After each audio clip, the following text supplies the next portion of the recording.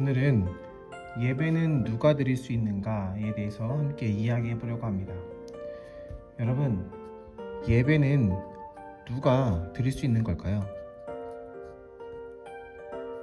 예배는 누구나 드릴 수 있습니다. 그런데요, 이 예배는 모두가 드릴 수는 없습니다. 이게 무슨 말이냐면, 예배는 모두가 참여할 수 있지만, 그러나 그렇다고 해서 예배를 통해서 누구나 하나님을 만날 수 있다라는 것은 아닙니다. 그래서 여기서 필요한 것, 예배를 진정으로 드리기 위해서는 우리에게 필요한 한 가지가 있는데요.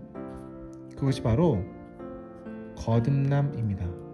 우리는 거듭남을 통해서 진정으로 예배를 드릴 수 있습니다. 요한복음 3장 3절에 보면 이런 말씀이 있습니다. 사람이 거듭나지 아니하면 하나님의 나라를 볼 수 없다.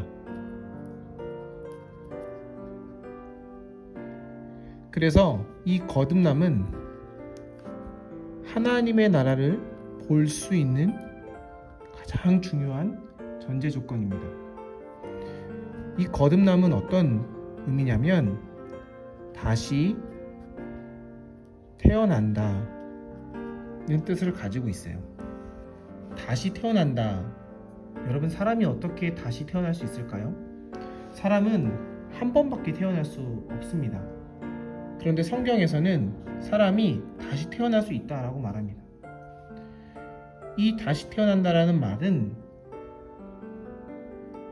성경에서는 예수님을 믿음으로 가능하다라고 말합니다. 즉, 사람의 몸이 다시 태어나는 것이 아니라 우리의 영혼이, 우리의 존재가 다시 태어난다라는 것을 뜻합니다. 우리는 예수님을 믿음으로 하나님의 자녀로 다시 태어날 수 있습니다.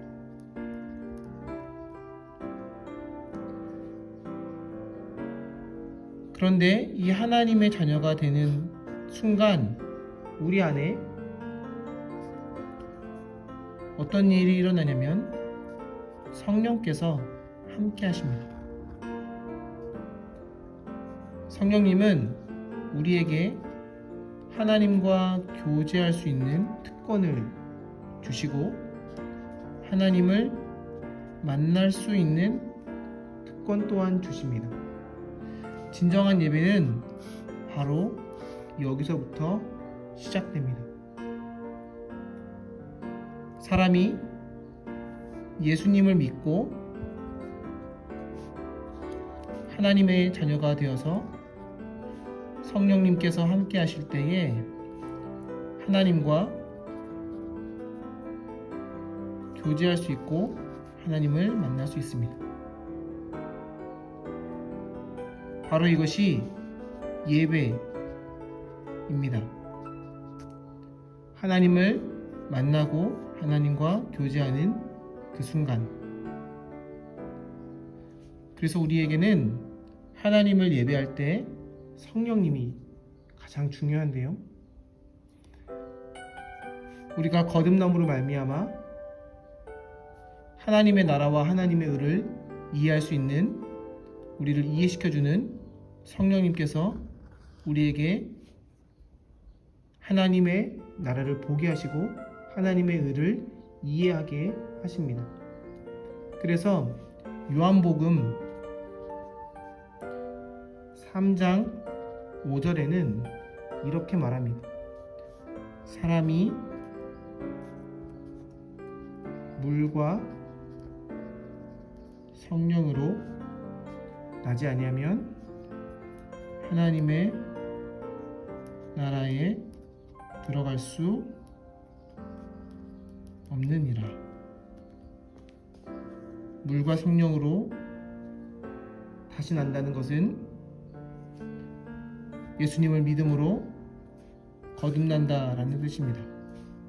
우리는 거듭남을 통해서 하나님의 나라를 볼 수 있고 하나님과 교제할 수 있고 하나님을 만날 수 있습니다. 바로 이때 성령님은 우리에게 하나님을 온전히 알 수 있게 하십니다. 다시 처음으로 돌아가서 예배는 누구나 드릴 수 있죠. 하지만 모두 드릴 수 없다라는 이 표현은 예배는 성령으로 거듭난 사람만 예배를 통해서 진정으로 하나님을 만날 수 있다라는 뜻입니다. 정말 우리가 예배를 온전히 드리고 싶다면 우리는 예수님을 믿어야 합니다. 예수님을 믿은 사람만이 온전히 하나님을 예배할 수 있습니다. 오늘은 이 예배에 대해서 누가 예배 드릴 수 있는지에 대해서 함께 이야기를 나눠봤는데요. 다음 시간에도 이 예배에 관련된 주제를 가지고 계속해서 이야기를 나누고자 합니다.